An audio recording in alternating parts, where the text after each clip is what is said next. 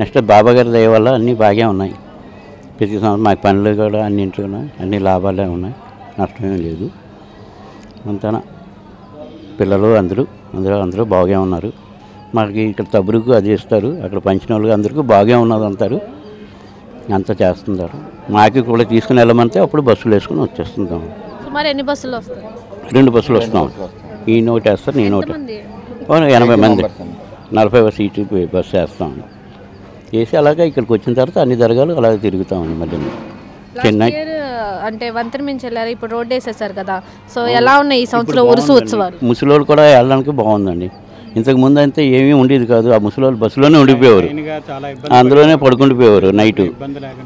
ఇప్పుడు అంతా నైట్ అంతా వాళ్ళు పడుకుండిపోయేవారు బస్సులోనే.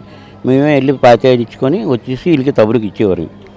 అంతేగాని ఇప్పుడు అంతా ముసలోళ్ళు కూడా బాగా వెళ్ళడానికి అన్ని సదుపాయం బాగుంది. అక్కడ దర్గాలో కూడా అన్నీ బాగా ఉన్నారు. ముజావులు ఈయన బాబా గారు అన్నీ బాగా చూస్తున్నారు. ఏదైనా ఉంటే ఈయన తిండి తినకుండా పంపించారు, అందరికీ బాగా తినిపించి పంపిస్తారు. ఈ సంవత్సరం ఉరుసు ఏర్పాట్లు ఎలా? చాలా బాగున్నాయి. మేము విశాఖపట్నం, ఆంధ్రప్రదేశ్, విశాఖపట్నం అక్కేపాలెం ఏరియా నుంచి వచ్చాము ఈ దర్గాకి. ప్రతి సంవత్సరం 2 బస్సులు వేసుకొస్తాను, నేను మా అన్నీ అందరూ కలిపి ఫ్యామిలీతో. ఈ సంవత్సరం చాలా బాగా ఉంది. బాబా గారు అందరికీ భోజనం అది పెట్టించి 3 పూటలు పంపిస్తుంటారు. అది ఎలా ఉన్నాయి లాస్ట్ ఇయర్ ఏర్పాట్లు ఎలా ఉన్నాయి, ఇప్పుడు ఏర్పాట్లు? లాస్ట్ ఇయర్ ఏర్పాట్లు కూడా బాగున్నాయి. ఈ సంవత్సరం ఇంకా బాగుందంటే కిందనే తావాది ఇచ్చారు, చాలా అందరికీ సౌకర్యంగా ఉంది. ప్రతి ఒక్క ముస్లింలు కూడా నడిచడానికి ఈజీగా ఉంది, బాగుంది. ఈ సంవత్సరం దర్శనం ఎలా అయింది?